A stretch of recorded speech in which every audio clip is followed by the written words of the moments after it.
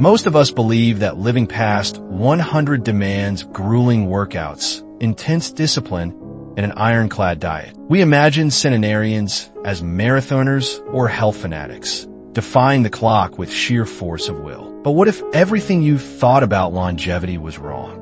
What if the true key to a vibrant, century-long life had nothing to do with pain, strain, or sacrifice, and everything to do with grace, balance, and joy? In today's emotionally powerful journey, we'll peel back the layers of science, culture, and human experience to uncover the real habits behind long life. These 5 life-changing rituals aren't fitness fads or miracle supplements. They're simple, sustainable, and practiced by the world's longest-living people every single day. Some of these habits may shock you. None require a gym membership, but all will ask you to rethink how you live, love, and connect. If you're ready to live longer, not just in years, but in meaning, keep watching, because what comes next may change how you approach every day of the rest of your life. Habit number 1, building unbreakable human bonds in a world racing toward disconnection, where likes have replaced conversations and text substitute for touch. We've forgotten one of the oldest truths of our species. We are wired to connect, and those connections, as it turns out, are not just comforting, they're life-extending. Science now confirms what the heart has always known. Strong social ties are among the most powerful predictors of longevity. People who live well into their 90s and 100s aren't just surviving. They're deeply rooted in relationships. And it's not the number of friends that matters. It's the depth of connection. When we feel lonely or isolated, our bodies interpret that as danger. Chronic loneliness triggers a constant drip of cortisol, the stress hormone. Over time, this leads to inflammation, high blood pressure, weakened immunity, and an accelerated aging process. But the opposite is equally true. Studies show that people with close emotional relationships, be it with friends, family, or community, have up to a 50% greater chance of reaching an advanced age. The story of George. George was 84 when he lost his wife. He found himself withdrawing from the world, skipping gatherings, and spending his days in silence. He thought he was just adjusting to grief. But slowly, he felt his health decline, his energy drained, his sleep fragmented. Then came an unexpected invitation. A local group of retired veterans met weekly over coffee and stories. At first, George declined, but one afternoon, he walked in and sat down. That day changed his life. Within weeks, George felt lighter. His blood pressure stabilized. Laughter returned to his mornings. The warmth of shared memory rekindled something powerful: purpose. George didn't need medication. He needed connection. From Okinawa to Sardinia, long-lived cultures have one thing in common. People stay connected. Whether it's through multi-generational homes, daily gatherings, or community rituals, they build lives rich in emotional support. So how can you bring this into your life? Reconnect with someone you've lost touch with. Join a club or group that shares your passions. Make regular time for family meals or neighborhood chats. Longevity isn't built alone. It's woven in the quiet strength of belonging. Habit number 2, eating simply.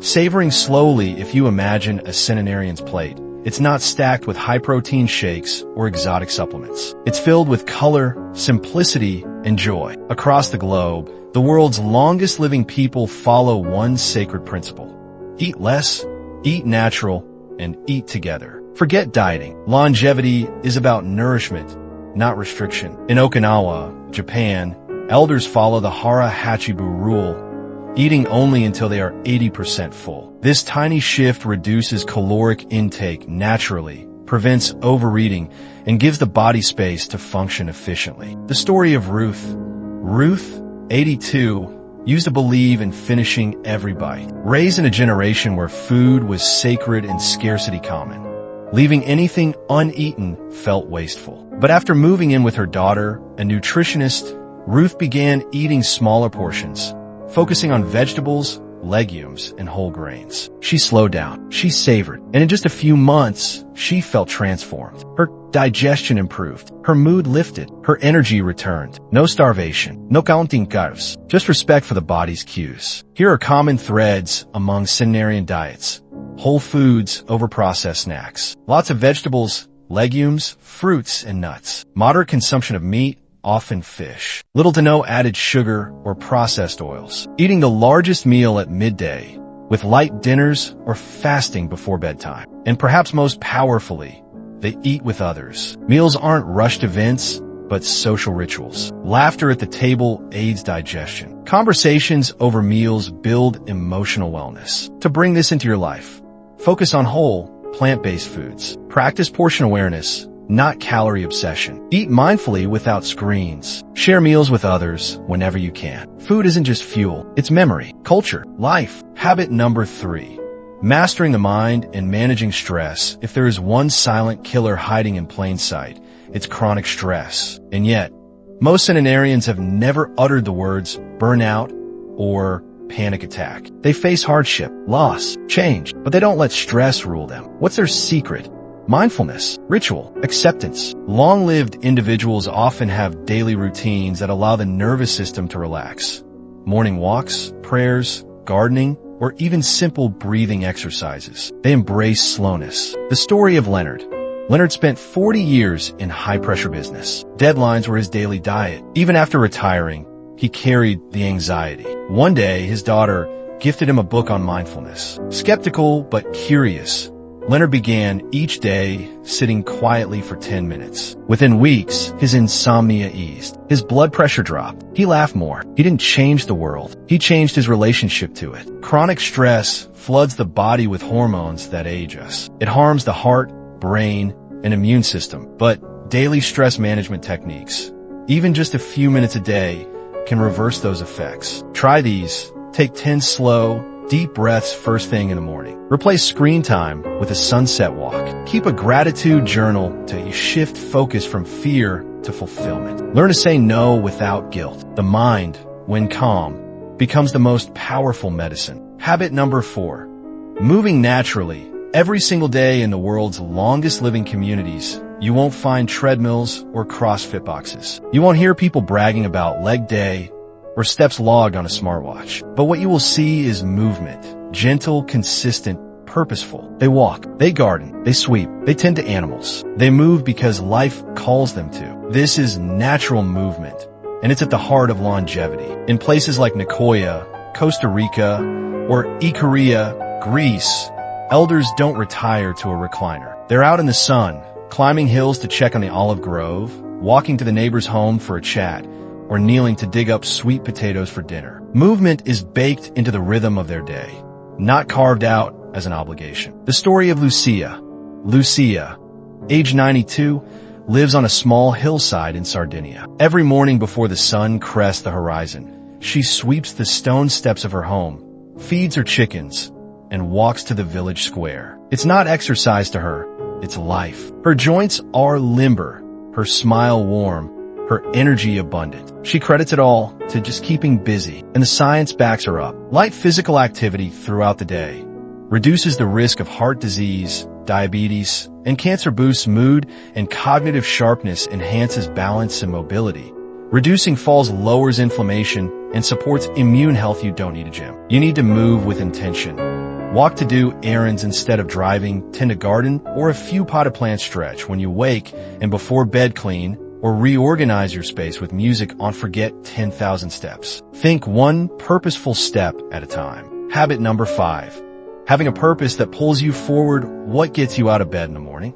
For those who live past 100, the answer isn't, I have to, it's I get to. They have purpose. And purpose, it turns out, isn't just spiritual, it's biological. In Okinawa, this is called ikigai, reason for being. In Nicoya, it's plan de vida. In every blue zone, people wake up with a reason to keep going, to teach, to nurture, to give. And science shows that having a sense of purpose lowers risk of Alzheimer's, reduces stroke and heart attack, improves sleep, mood, and immunity, increases lifespan by years.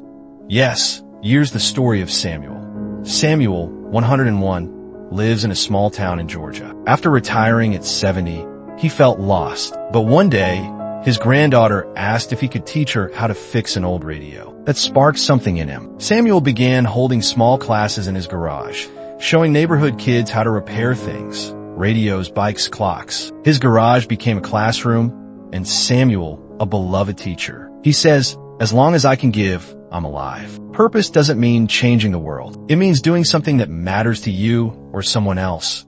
Volunteering an hour a week caring for a grandchild or pet sharing your story, mentoring someone learning a new skill or passion project. You were not meant to drift. You were meant to matter. It's not just years. It's the quality of the life you live. We chase youth. We fear age, but those who've lived longest and best don't chase time. They embrace it. They don't obsess over every wrinkle or calorie. They don't measure life in numbers, but in moments. A shared sunset, a warm bowl of soup, a child's laughter, a sense of meaning when waking up each day. Living past 100 isn't about hacking your biology. It's about honoring your humanity. So let's remember what really extends life. Connection that makes us feel seen, food that nourishes without guilt, stillness that calms the storm within, movement that honors what our bodies were built for, and a purpose that gives each day its shine. The oldest people in the world aren't trying to live forever. They're just living well, and maybe that's the secret. Call to action. If this touched your heart or made you rethink what matters most, share it with someone you love. Start a conversation, a walk, a shared meal. You don't have to live to 100 to live fully. You just have to start today.